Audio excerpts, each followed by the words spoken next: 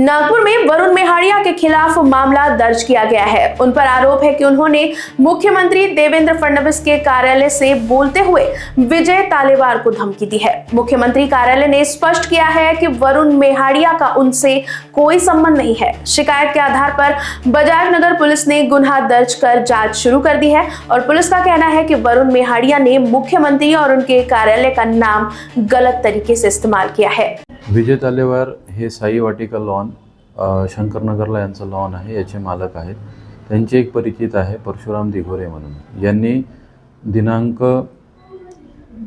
11/12/2025 आणि 9/12/2025 ला ते लॉन बुक केलेलं होतं आणि त्याच्यात त्यांचं मुलीचं लग्न वगैरे झालेलं होतं। इन बिटवीन त्यांचा काही पैशांचा व्यवहार होता आणि त्यानंतर या दरम्यान विजय तालेवारला आरोपी वरुण मेहाड़िया यांनी फोन करून म्हटले की तुम्ही त्याला दिघोरेजींना पैसे कशाला मागत आहे ते, आणि मी CMO ऑफिसमधून बोलत आहे म्हणून।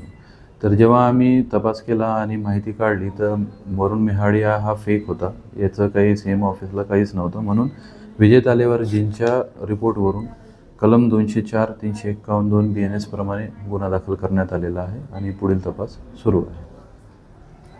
लोकवाहिनी न्यूज के लिए विशाल बंबड़वार की रिपोर्ट।